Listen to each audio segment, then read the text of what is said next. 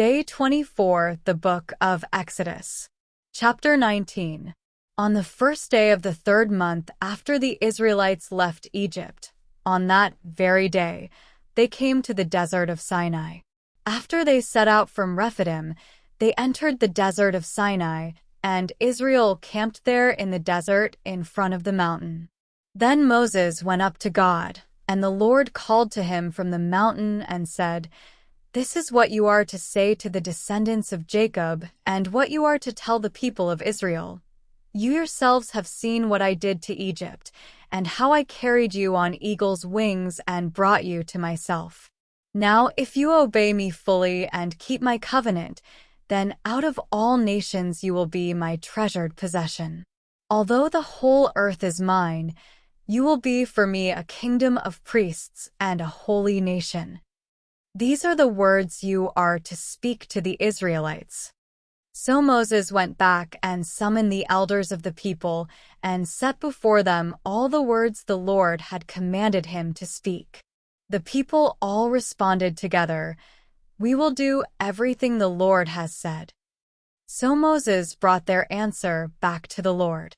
The Lord said to Moses, "I am going to come to you in a dense cloud, so that the people will hear me speaking with you and will always put their trust in you." Then Moses told the Lord what the people had said. And the Lord said to Moses, "Go to the people and consecrate them today and tomorrow. Have them wash their clothes and be ready by the third day, because on that day the Lord will come down on Mount Sinai in the sight of all the people. Put limits for the people around the mountain and tell them, 'Be careful that you do not approach the mountain or touch the foot of it. Whoever touches the mountain is to be put to death. They are to be stoned or shot with arrows. Not a hand is to be laid on them. No person or animal shall be permitted to live. Only when the ram's horn sounds a long blast may they approach the mountain.'"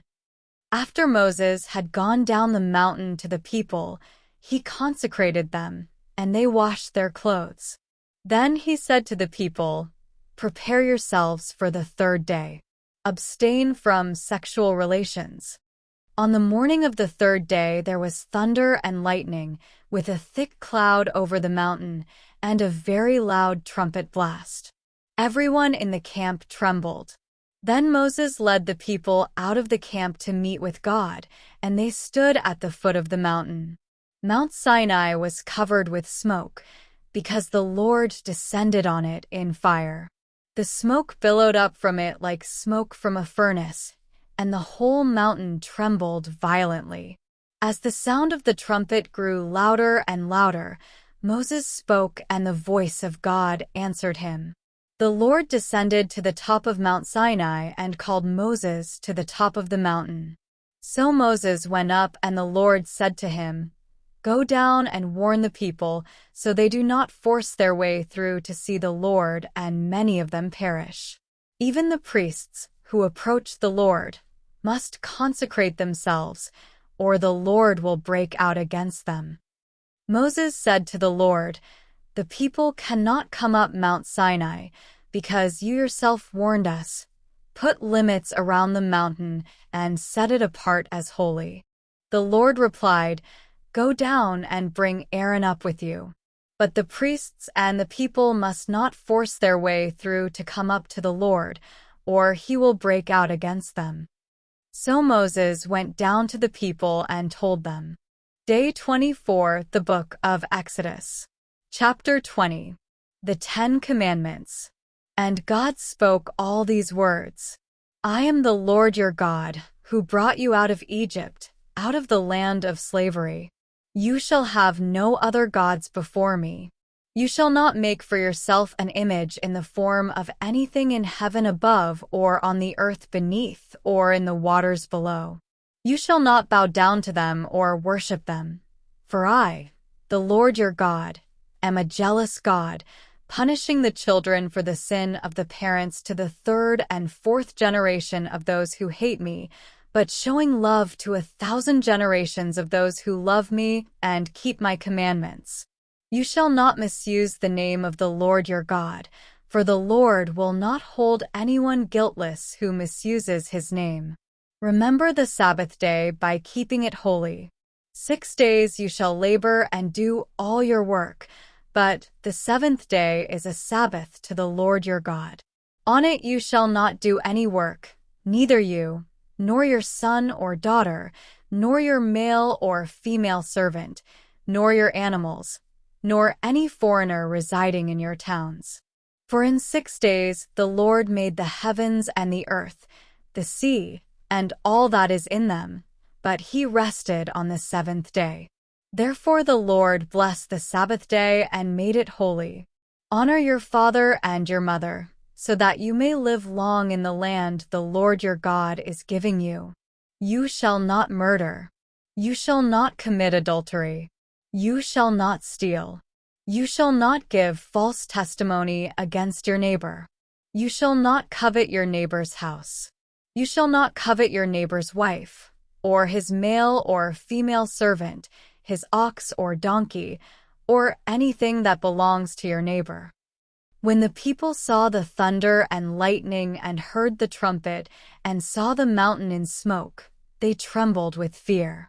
They stayed at a distance and said to Moses, "Speak to us yourself, and we will listen. But do not have God speak to us, or we will die." Moses said to the people, "Do not be afraid. God has come to test you, so that the fear of God will be with you to keep you from sinning." The people remained at a distance, while Moses approached the thick darkness where God was. Then the Lord said to Moses, "Tell the Israelites this. You have seen for yourselves that I have spoken to you from heaven. Do not make any gods to be alongside me. Do not make for yourselves gods of silver or gods of gold. Make an altar of earth for me and sacrifice on it your burnt offerings and fellowship offerings, your sheep and goats and your cattle.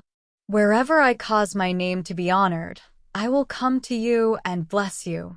If you make an altar of stones for me, do not build it with dressed stones, for you will defile it if you use a tool on it. And do not go up to my altar on steps, or your private parts may be exposed." Day 24, the Book of Exodus. Chapter 21. These are the laws you are to set before them.